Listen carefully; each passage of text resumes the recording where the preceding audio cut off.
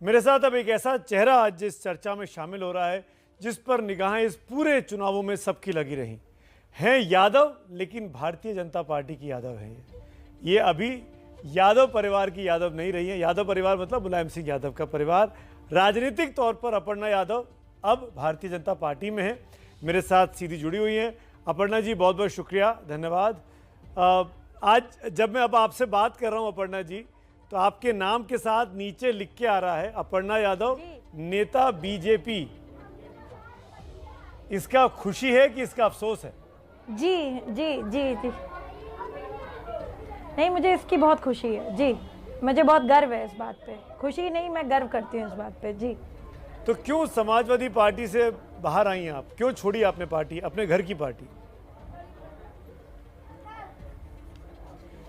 मैं पहले भी इसके कारण मुख्य रूप से बता चुकी हूँ और मैं फिर से बता देती हूँ कि राष्ट्रवाद से बड़ा कारण नहीं था। बस मैं राष्ट्रवाद के लिए ही आई हूँ इस पार्टी में जी। आप पिछली बार भी चुनाव लड़ी, समाजवादी पार्टी से चुनाव लड़ी आप, लखनऊ कैंट से। क्या वो उस वक्त आपको समाजवादी पार्टी ने सपोर्ट नहीं किया, मदद नहीं की चुनाव जीतने में?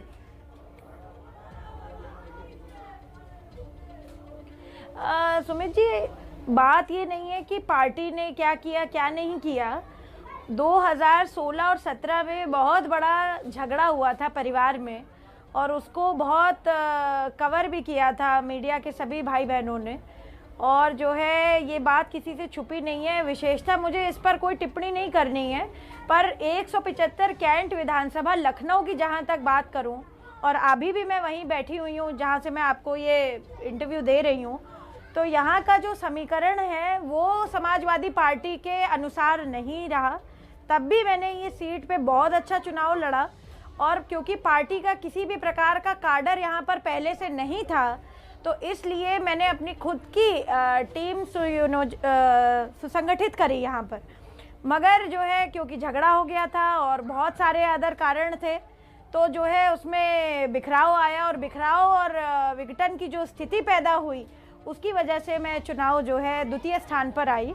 और बाकी तो, आप सबको तो पता ही है कि क्या हुआ। मैं क्या ये ठीक समझ रहा हूँ अपर्णा जी कि आपको अच्छी सीट नहीं दी गई, आपको मुश्किल सीट दी गई चुनाव लड़ने की, ऐसी सीट दी गई जो बीजेपी का गढ़ थी? देखिए, मुझे सीट मुश्किल थी, नहीं थी, आसान थी, ये एक अलग विचार हो सकता है। इसके लिए शायद हम किसी अलग उस पर बात करें डायरेक्शन में। पर मुझे लगता है कि आदरणीय नेताजी ने ये सोच करके ये सीट मुझे दी थी कि 27 सालों में जहां पर समाजवादी पार्टी का परचम नहीं फैला, हो सकता है मेरी बहू अपर्णा यादव वहां पर जा करके अपनी पैठ जमा सके और सपा जीत सके वहां पर क्योंकि झगड़ा हो गया था परिवार में, काडर बिखर गया था, काडर के 2 भाग हो गए थे, 2 धड़ हो गए थे। और आपको तो पता ही है, अब तो चाचा जी ने भी हमारे जो है अलग पार्टी बना ली है। वो झगड़ा कितना बड़ा हो गया वो सबको पता है। तो इसमें कोई बहुत ज़्यादा मुख्य विवेचना करने की आवश्यकता नहीं है। पर सीट मुश्किल नहीं थी या नहीं थी, इस पे मैं नहीं जाऊंगी। नेताजी ने मुझे ये बहुत रिस्पॉन्सिबिलिटी के साथ दी थी और मेरे लिए जो नेताजी ने कहा था वो मुझे उस समय शिरोधार्य था। मैंने उस चीज को पूर्ण निष्ठा के साथ मैंने अपना चुनाव लड़ा। 2 वरिष्ठ परिजनों के आपने नाम लिए, नेताजी का और चाचा का, शिवपाल जी का। मैं बारी बारी से दोनों के बारे में आपसे सवाल करता हूँ। आप जब सपा छोड़ के भाजपा में आई तो आपने कहा कि आप जाके नेताजी से मिली भी, उन्होंने आशीर्वाद भी दिया, वो तस्वीर भी सामने आई। क्या नेताजी के कलेजे पे पत्थर नहीं रखा होगा उन्होंने कि अपने घर की बहू विरोधी पक्ष में चली गई, एक ऐसी पार्टी के पक्ष में चली गई जो नेताजी के बारे में बहुत अपशब्द बोल चुकी है पास्ट में? देखिए, नेताजी ने तो स्वयं ही आदरणीय प्रधानमंत्री नरेंद्र मोदी जी को पूरी पार्लियामेंट में आशीर्वाद दिया था कि वो दोबारा प्रधानमंत्री बने। और जब आदरणीय यशस्वी मुख्यमंत्री उत्तर प्रदेश के श्री योगी आदित्यनाथ जी का जब वो थी ओथ थी, जिस दिन जब सरकार गठित हुई थी, तो उस दिन नेताजी और जो उनके पुत्र हैं वो सब लोग साथ में गए थे। उस दिन तो अपर्णा यादव साथ में नहीं थी। तो मुझे नहीं पता कि आप लोग इस तरीके का सवाल क्यों कर रहे हैं, पर उन्होंने मुझे पूर्ण आशीर्वाद दिया और नेताजी मेरे उन्होंने साथ हैं। आशीर्वाद जी। अखिलेश जी को भी दिया है, जिनका आप नाम नहीं ले रही हैं, अपने जेठ का आशीर्वाद उनको भी दिया, आशीर्वाद आपको भी दिया। किस नहीं, आशीर्वाद में उनका- असर है? देखिए मैं ये बोलती हूँ, देखिए वो मेरे लिए बड़े हैं और वो सभी, मैं कोई परिवार से कोई विमुख नहीं हूँ। मेरे मन में अपने परिवार के लिए बहुत आदर है, पर मेरे लिए मेरे जीवन में राष्ट्रवाद बहुत अनिवार्य है। इसलिए मेरे लिए राष्ट्रवाद से ज़्यादा परिवार इम्पोर्टेंट कभी नहीं हो सकता, इसलिए मैंने भारतीय जनता पार्टी को चुना है। वो बात तो जी। बिल्कुल क्लियर कर दी आपने, बार बार आपने क्लियर की। लेकिन चाचा शिवपाल जी बोलते हैं, जो कि अब सपा के चुनाव जी। चिन्ह पर चुनाव भी लड़ रहे हैं, कि अपर्णा बहू भटक गई है रास्ते से। कैसा लगता है सुन के आप? ठीक है, वो बड़े हैं, बड़े कुछ तो बोलेंगे ही, तो ठीक बात है। अब वो उनको लगता है ये बात, अब वो उन्होंने क्यों ये बात कही, उनका क्या मन था। वो पहले 100 सीटें मांग रहे थे, फिर उनको 65 मांगने लगे, फिर वो 45 मांगने लगे, फिर उन्हें 1 सीट पे मिला, तो उनके मन में भी बहुत ज़्यादा मुझे लगता है कौतूहल हो रहा होगा और किस फ्रेम ऑफ माइंड में उन्होंने ये बात बोली है। क्योंकि चाचा जी ने मुझे हमेशा प्रोत्साहित किया है, हमेशा आगे बढ़ाया है, तो चाचा जी ने इस तरीके की बात वक्तव्य क्यों दिया, इसके पीछे क्या कारण हो, ये शायद एक शोध का विषय आप लोगों के लिए हो सकता नहीं, है। चाचा जी ने मेरे तो लिए यहाँ वो तक बड़े कहा हैं अपर्णा जी और अभी 2 मेरे दिन लिए हमेशा बड़े पहले रहेंगे कि बीजेपी जी। ने ऑफर दिया मंत्री बन जाओ, आखिरी दिन तक ऑफर देते रहे मंत्री बन जाओ, उन्होंने ठुकरा दिया। उन्होंने नहीं माना, आपने मान लिया। आपको क्या ऑफर दिया अब गया ये है, इसको तो बताइए। देखिए इस बात पे देखिए मुझे कोई टिप्पणी नहीं करनी है, क्योंकि ये बात जो चाचा जी कह रहे हैं वो चाचा जी से पूछी जाए। पर जहाँ तक मेरी बात है, मैंने विचार सापेक्ष राजनीति के लिए मैं भारतीय जनता पार्टी में आई हूँ। मुझे अपने शीर्ष नेतृत्व पर पूरा भरोसा है और मुझे जहाँ पार्टी भेज रही है प्रचार प्रसार करने के लिए भारतीय जनता पार्टी का, मैं वहाँ पूर्ण निष्ठा के साथ अपने सभी लोगों के साथ लोगों को एकत्रित करके पार्टी की विचारधारा बढ़ाने का काम कर रही हूँ जी। ये इस बात को समझाइए अपर्णा जी, आप जब प्रचार कर रही हैं तो आप कह रही हैं कि जब सेना चलती थी तो आगे आगे जो चलते थे वो यादव भाई थे, जो भाला लेके चलते थे। तो अगर आपने राष्ट्रवाद के नाम पर बीजेपी ज्वाइन की है तो फिर ये जातिवाद क्यों आ जाता है आपके भाषणों में? देखिए, ये जातिवाद की बात नहीं है, या वहाँ एक क्योंकि हमारे जन समुदाय में वहाँ पे यादव भाइयों की उस दिन ज्वाइनिंग थी, तो उस दिन यादव भाइयों का क्योंकि ज्वाइनिंग था भारतीय जनता पार्टी को, उस कंटेक्चुअल उस पे मैंने ये बात कही थी। तो ये बात बड़ी कॉन्टेक्चुअल है, क्योंकि उस दिन बहुत सारे यादव भाई हमारे बहराइच में ज्वाइनिंग करने जा रहे थे भारतीय जनता पार्टी को, और अनुपमा जायसवाल जी वहाँ पे हमारी पार्टी की कंटेंडर हैं। आप ही की बात सुनते एक बार दर्शक भी सुन ले। नहीं, मैंने सुना हुआ है। नहीं, दर्शक सुन ले, दर्शकों के लिए। मैंने सुमित जी दर्शकों जी बिल्कुल सुना दीजिए सुनाइए। क्योंकि आज बहुत सारे मेरे यादव भाइयों ने पार्टी ज्वाइन करी है, तो मैं एक इतिहास की एक बहुत अहम बात बताना चाहती हूँ कि जब जब इस विश्व में और जब जब इस आर्यवर्त में लड़ाई हुई, युद्ध हुआ, तो वो राजपूत नहीं थे जो आगे चलते थे, वो यादव भाई थे जो आगे भाला लेकर चलते थे। आपने बोला, तालियां बजी, आप भी मुस्कुराई, लेकिन मुझे किसी किताब में मिला नहीं इसका जिक्र। आपने कौन सी किताब पढ़ी थी कि जो आगे चलते थे भाला लेके वो यादव थे, जो पीछे थे वो राजपूत थे? मैं देखिए हिस्ट्री के स्टूडेंट्स हैं, मैं एक पॉलिटिकल साइंस की स्टूडेंट रह चुकी हूँ और मैंने हिस्ट्री का अध्ययन भी किया है। अगर आप एंशिएंट हिस्ट्री पढ़ें तो महाभारत में भी आपको मिल जाएगा, बहुत दूर जाने की आवश्यकता नहीं है, सनातन परंपरा संस्कृति में ही आपको मिल जाएगा। महाभारत काल तो में यादव बहुत इम्पोर्टेंट नहीं, यादव आपको मिल जाएंगे। यादव थे, जब उन्होंने कहा अभिमन्यु भी वॉज हाफ यादव, क्योंकि वो सुभद्रा का पुत्र था, उसने ये बात बोली है कि मैं जो हूँ यादव सुभद्रा का पुत्र हूँ। तो जो है ये बात आप हिस्टोरिकल कॉन्टेक्स्ट उठा लीजिए इसका, इसमें मैं कोई बात आउट ऑफ कॉन्टेक्स्ट नहीं कह रही हूँ, ये हिस्टोरिकल वो है बात है जी। तो आप जब प्रचार करती हैं तो आप यादव बन के प्रचार करती हैं या राजपूत बन के? क्योंकि मैटरनल साइड से तो आप ये बताइए जो नहीं राजपूत, देखिए मैं तो देखिए, मैं तो आदरणीय नेताजी की बहू हूँ, तो उस नाते मैं यादव हूँ, तो मैं तो ये बात डिनाई नहीं कर रही हूँ।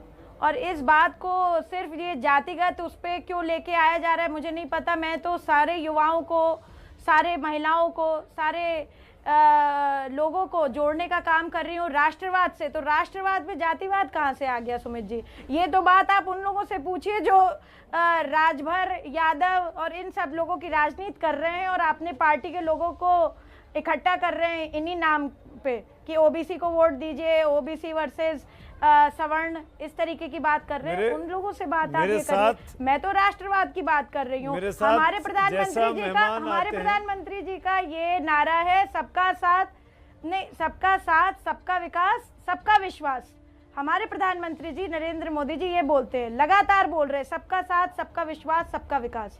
तो हम तो उस विचारधारा से हैं। हम मैं तो यही बता रहा था आपको ये भी कह रहे हैं कि पुरुष और नारी में भेद मेरे किया साथ जाए। जैसे मेहमान आप आते तो हैं, सिर्फ यादव और ठाकुर में रह गए। उन मेहमानों से जुड़ा हुआ ही सवाल पूछता हूं मैं। जब राजभर आएंगे तो राजभर से पूछ लूंगा, जब निशांत आएंगे निशांत से पूछ लूंगा। अभी तो अपर्णा यादव बैठी है, इसलिए अपर्णा यादव के सवाल अपर्णा यादव की बाइट सुनाकर अपर्णा से पूछ रहा हूँ। अपर्णा जी, एक और इम्पोर्टेंट चीज है जिसको मैं लेना जरूर छूना चाहूंगा। जी। अभी प्राइम मिनिस्टर ने पिछले हफ्ते एक इंटरव्यू दिया, बगैर नाम लिए उन्होंने आपके परिवार पर बहुत बड़ा हमला किया कि एक ही परिवार के 85% से ज्यादा लोग राजनीति में हैं। सुन के दुख हुआ या नहीं हुआ? ईमानदारी से बताइए। बिल्कुल दुख नहीं हुआ, उन्होंने सत्य बोला। सत्य का जो है हमेशा सुमित जी मुझे लगता है विरोधाभास होता है, और प्रधानमंत्री जी ने सच कहा है, इसमें उन्होंने कोई गलत बात नहीं कही जी। तो सत्य सुनना चाहिए। सुनिए प्राइम मिनिस्टर, सत्य को आत्मसात करने से ही परम ज्ञान और परम आनंद की प्राप्ति होती है। तो मैं प्राइम मिनिस्टर साहब की उस साउंड बाइट को सुनवाता हूं, दर्शकों की मेमोरी ये ताजा हो जाए। सुनते हैं प्राइम मिनिस्टर साहब ने क्या कहा था। जी, बिल्कुल। मैं जो चर्चा करता हूं नकली समाजवाद, वो ये है, ये पूरी तरह परिवारवाद है। मुझे एक बार किसी ने चिट्ठी भेजी थी, मैं तो भूल गया आज। उन्होंने कहा कि इनके परिवार से, ये सपा जो है उत्तर प्रदेश का, 45 लोग ऐसे थे जो किसी न किसी पद पर थे। एक ही फैमिली के 45 लोग। और किसी और ने मुझे कहा कि उनके पूरे परिवार में 25 साल की उम्र के करीब सभी व्यक्ति को चुनाव लड़ने का मौका दिया गया है। क्या ये परिवारवाद का लोकतंत्र के लिए खतरा है? इसलिए मैं कह रहा हूं। सुना आपने, किसी ने पत्र लिखकर कहा कि 45 लोग ऐसे हैं जो किसी न किसी पदों पर हैं। आदरणीय आदरणीय प्रधानमंत्री जी ने सत्य बात बोली है, और सत्य को सुनने में कोई गलत बात उन्होंने नहीं बोली है। उन्होंने एकदम सत्य कहा है। हाँ बिल्कुल। ये तो फैक्चुअल चीज है, बात सच बोली है। भाई देखिए ना, मुलायम सिंह यादव, अखिलेश यादव, डिम्पल यादव, आप भी चुनाव लड़ी उस पार्टी से, शिवपाल जी के सुपुत्र आदित्य भी, प्रोफेसर साहब, उनके बेटे अक्षय यादव, धर्मेंद्र यादव, अनुराग यादव, तेज प्रताप यादव, अभिषेक यादव, मृदुला यादव, न जाने कितने लोग, लिस्ट है पूरी, जो या तो MP हैं या MLA हैं या कॉर्पोरेट का चुनाव लड़ चुके हैं। मैं ये जानना चाहूँगा, आप जब जाती हैं समाजवादी पार्टी से भाजपा में, तो अखिलेश जी खुश होते हैं कि समाजवाद का विस्तार हो रहा है, भारतीय जनता पार्टी में भी समाजवाद जा रहा है। आप कैसे देखती हैं इस चीज़ को? मैं सबसे पहले भैया का बहुत धन्यवाद करना चाहती हूँ कि उन्होंने मुझे अपना शुभ आशीष दिया है। और इतनी बात कहूँगी कि भारतीय जनता पार्टी में जिस मकसद से और जिनसे प्रभावित होकर के अपर्णा आई है, वो हमारे यशस्वी प्रधानमंत्री नरेंद्र मोदी हैं, वो हमारे आदरणीय मुख्यमंत्री श्री योगी आदित्यनाथ जी हैं। तो मैं हमेशा से उनके कामों की तारीफ करती आई हूँ और आगे भी करूँगी, क्योंकि वो अच्छा काम कर रहे हैं, विकास की राजनीति कर रहे हैं जी। लेकिन अपर्णा जी, परिवारवाद की तो आप भी एक एग्जाम्पल है जी। आप जब प्राइम मिनिस्टर परिवारवाद पे हमला करते हैं, तो आपको लगता नहीं है कि कहीं ना कहीं निशाने पर हम भी हैं? नहीं, मैं परिवारवाद का, देखिए, मैं परिवारवाद का एग्जाम्पल नहीं हो सकती सुमित जी। मैं चुनाव जरूर लड़ी, मगर वहां से किसी कारणवश मैं जीत नहीं पाई। अब तो मैंने पार्टी ही बदल दी है, तो मैं अब उस परिवार का हिस्सा जरूर हो सकती हूँ, मगर परिवारवादी राजनीति का हिस्सा नहीं हूँ मैं। जी नहीं तो आज के पहले या बीजेपी 21 जनवरी को ज्वाइन किया आपने? मैं राष्ट्रवादी राजनीतिक, मैं आज की बात, हम आज ही की बात करें, देखिए, क्योंकि आज पे ही सब कुछ है, आज ही के उसमें जो है भविष्य का गर्भ छुपा है, इसीलिए मैं आज राष्ट्रवादी पार्टी के साथ हूँ, मैं परिवारवादी पार्टी के साथ नहीं हूँ। तो अगर आप भारतीय जनता पार्टी के साथ आई, समाजवादी पार्टी छोड़कर आई, नेताजी के परिवार की बहू होने के नाते आपने वो पार्टी छोड़ी, तो क्या आपको टिकट नहीं मिलना चाहिए था? क्या आपको चुनाव नहीं लड़ना चाहिए था? परिवार से, देखिए, मेरा परिवार वो आज भी रह गए, मेरा परिवार वो आज भी है, कल भी रहेगा, तो इसलिए परिवार से मेरी कोई विमुखता नहीं है, क्योंकि मेरी विचार सापेक्ष राजनीति है। और मैं बार बार आपसे कह रही हूँ कि यशस्वी प्रधानमंत्री और आदरणीय योगी जी, हमारे प्रदेश के मुख्यमंत्री जी, जितना अच्छा काम कर रहे हैं उतना अच्छा काम मुझे नहीं लगता था, इसलिए कि किसी और ने किया, इसलिए मैंने भारतीय जनता पार्टी ज्वाइन करी। और सिर्फ एक महिला के लिए परिवार की बात इतनी क्यों बात पूछी जाती है? मैं तो आप सबसे, आप लोग वरिष्ठ पत्रकार हैं, महिला सशक्तिकरण की हम बात करते हैं समाज में, जब महिला कोई अपना निर्णय लेती है तो महिला पे सवाल क्यों? ऐसे कितने लोग हैं जिन्होंने अपनी पार्टी स्वयं बना ली, उन पे कोई सवाल नहीं हुआ? क्या उन्होंने परिवार तोड़ने का काम नहीं किया?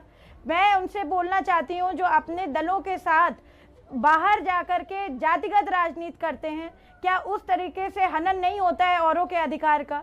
हम एक जाति समुदाय के बात कर रहे हैं, तो मैं महिला हूं तो इसलिए शायद सॉफ्ट टारगेट करते हैं सारे लोग। तो मैं, देखिए, राष्ट्रवादी हूं, मेरे साथ जो है मोदी जी का और योगी जी का विजन है, और मैं राष्ट्रवाद की राजनीति करूंगी, और आज भी कर रही हूँ, आगे भी करूंगी। मेरे लिए नेशन प्रायोरिटी है, नेशन फर्स्ट है मेरे लिए। इसको कुछ लोग, आपके जो क्रिटिक हैं, आलोचक हैं, वो मौका परस्ती बोलते हैं कि जब आपको वहां चुनाव लड़ना था आप वहां पे रही, फिर आपकी परिवार में बनी नहीं, आपने छोड़ दिया, आप यहाँ आ गई। मैं तो आपको अभी शायद लोकसभा टिकट का प्रॉमिस किया गया है। चुनाव लड़ी नहीं रही हूँ, मैं चुनाव लड़ी नहीं रही हूँ। आपको कैसे पता कि मुझे लोकसभा का टिकट प्रॉमिस किया है कि राज्यसभा का टिकट प्रॉमिस किया है? अखबारों में, सुर्खियों में, जिस पे आप लिया करते हैं उसे हम भी पढ़ते हैं। कुछ भी बात देखिए, कुछ भी बात लोग कहते रहते हैं, पर इस तरीके के लिए मैं नहीं यहाँ पे आई हूँ। अगर मुझे लड़ना होता तो मैं लड़ रही होती चुनाव, मेरी किसी प्रकार से कोई वो बात नहीं है ऐसी, और मुझे अपने शीर्ष नेतृत्व पर बिल्कुल पूर्ण विश्वास है। अगर उन्होंने मुझे भारतीय जनता पार्टी में लिया है तो मुझे कुछ सोच समझ करके अगला फेज का जो चुनाव है अपर्णा जी, तरीके से परिवार से कोई मन मुटाव वो यादव बहुल इलाके में है, वो यादव लैंड में जिसको कहा जाता है, उस इलाके में थर्ड फेज का चुनाव है। पिछली बार 30 में से 24 सीटें बीजेपी जीती थी। 3 दिन के बाद वोटिंग होनी, आज हम 15 तारीख को है, 18 को प्रचार खत्म होगा, 20 तारीख को वोटिंग होनी है। क्या आप जा रही हैं करहल, उस सीट पर जहां पर अखिलेश चुनाव लड़ रहे हैं, प्रचार करेंगी बीजेपी का, बघेल साहब का? देखिए, पार्टी जहां भी मुझे भेजेगी, मैं पहले भी कह चुकी हूं, वहां अपर्णा यादव जाएगी। इसी क्रम में मैं रायबरेली, सीतापुर, बाराबंकी, बहराइच और कानपुर देहात हो चुकी हूं अभी, क्योंकि मेरा लखनऊ मेरे लिए बहुत इम्पोर्टेंट रहा है, और 175 कैंट विधानसभा में स्वयं चुनाव लड़ चुकी हूं। तो मैं कल सरोजनी नगर करके आई हूं। आज मैं इस समय वर्तमान में मैं कैंट विधानसभा में लगातार प्रचार के लिए लगी हुई हूं। तो पार्टी जो मुझे आदेश कर रही है, मैं पार्टी के साथ हूँ, पूर्ण निष्ठा के साथ। पार्टी अगर कहेगी तो वो मैं करूँगी। जी, तो आपको प्रचार करने में अपने परिजनों के खिलाफ गुरेज नहीं है, आप कर सकती हैं? देखिए, अब मैं पार्टी भारतीय जनता पार्टी में हूँ, और परिवार एक अलग विषय है, और परिवार और राजनीति दो चीज़ों को आपस में हम ना मिलाएं तो वो ज़्यादा अच्छा होगा। राष्ट्र के लिए जो लोग मुझे शीर्ष नेतृत्व मेरा तय करेगा तो मैं वो काम करूंगी। मेरे लिए मेरे शीर्ष नेतृत्व मेरे को सोच समझ करके हर जगह भेज रहे हैं, और मैं उनका उसी क्रम में उनके नियमों का पालन कर रही हूँ। अपर्णा जी, 2017 का चुनाव जब आप हारी, उसके साल भर के अंदर ही आपने बीजेपी की तरफ अपनी दिलचस्पी दिखानी शुरू की। मुख्यमंत्री जी आपकी गौशाला में आए, फिर 370 पर आपने वेलकम किया, एनआरसी को आपने वेलकम किया, जो जिसकी मुखालफत समाजवादी पार्टी कर रही थी, लेकिन आप अपने दायरे में रहकर उसको स्वागत कर रही थी। ऐसे कुछ एग्जाम्पल हैं हमारे सामने। तो मैं ये जानना चाहूँगा कि बीजेपी ज्वाइन करने में इतना समय क्यों लगाया? चुनाव की तारीखों के पास आके क्यों ज्वाइन किया गया? आप पहले भी ज्वाइन कर सकती थी। देखिए, मुख्यमंत्री जी आदरणीय योगी जी एक गौ प्रेमी हैं और उनको पता था उस समय जो वर्तमान में डिप्टी चीफ मिनिस्टर आदरणीय श्री दिनेश शर्मा जी हैं, वो उस समय लखनऊ के महापौर थे, तो मेयर साहब ही लेकर के आए थे उनको मेरे गौशाला में। तो ये बहुत ज़रूरी था कि जो है उनका मैं वहाँ पर स्वागत और अभिनंदन करूँ।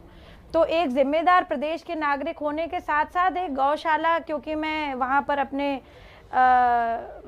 हस्बैंड के साथ देखती थी, मेरे वहाँ पर नॉन फॉर प्रॉफिट ऑर्गेनाइजेशन के लोग थे, तो वहाँ उन सभी साथियों के साथ मैंने उनका स्वागत किया। इसमें मैंने कोई गलत काम नहीं किया। उस समय मैंने ये विचार नहीं बनाया था कि मैं भारतीय जनता पार्टी में जाऊंगी या नहीं जाऊंगी।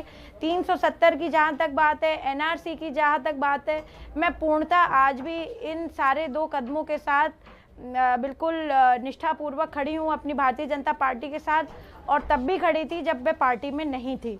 तो मैं ये समझती हूँ कि राष्ट्रहित में जो भी एक्ट हो रहा है वो अगर हमारी पार्टी कर रही है तो मैं पार्टी के साथ हूँ। जी, मैं सवाल का जवाब नहीं दिया। आपने पहले बीजेपी ज्वाइन क्यों नहीं की? 19 में जब धारा 370 पास हुई अगस्त के महीने में, पहले मन नहीं बना था, इसलिए पहले मन नहीं बनाया था। अब मैंने मन बना लिया तो मैं ज्वाइन कर ली पार्टी। तो अब ये तो बता दीजिए कि अंडरस्टैंडिंग क्या है? चुनाव कौन सा लड़ेंगी और कब लड़ेंगी?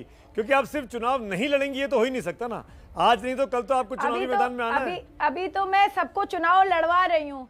अच्छा सुमित जी, अभी तो सबको मैं चुनाव लड़वा रही हूँ। तो मैं चुनाव लड़वाने का काम कर रही हूँ, जगह जगह वोट मांगने का काम कर रही हूँ, जनाधार बढ़ाने का काम कर रही हूँ, पार्टी का प्रचार कर रही हूँ, पार्टी की नीतियों के बारे में सबको बता रही हूँ, आदरणीय मोदी जी का विजन के बारे में सबसे चर्चा कर रही हूँ, योगी जी के जो सुशासन की व्यवस्था है उसके बारे में मैं चर्चा कर रही हूँ। तो मैं लगातार पार्टी के लिए काम कर रही हूँ। जी, तो अब जब आप अपनी सीट पे जाके प्रचार कर रही हैं आज की तारीख में, पिछली बार आप साइकिल के लिए टिकट मांग रही, वो वोट मांग रही थी, इस बार आप कमल के लिए वोट मांग रही होंगी, वहां की जनता को कन्विंस कैसे कर रही हैं कि आपका हृदय परिवर्तन क्यों हो गया?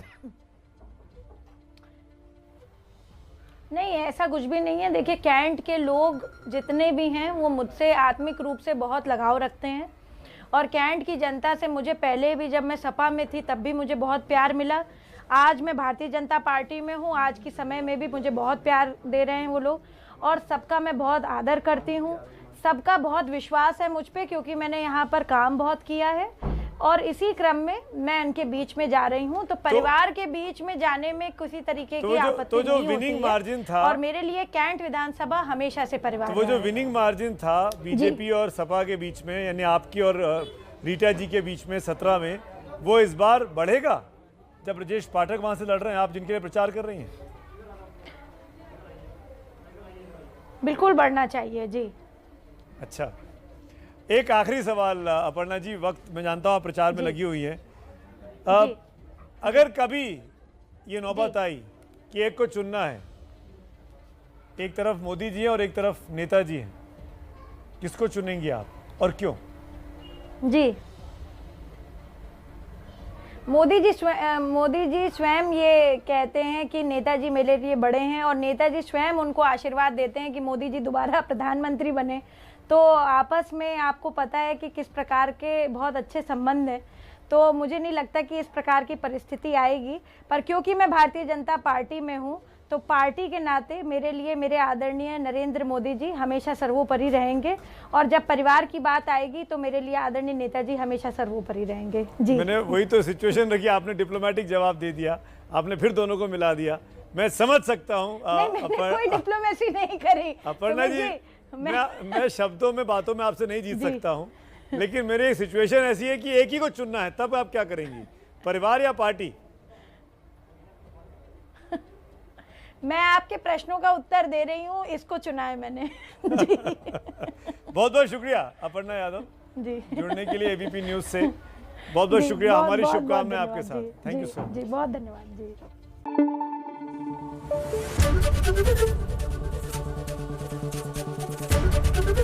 एबीपी न्यूज आपको रखे आगे।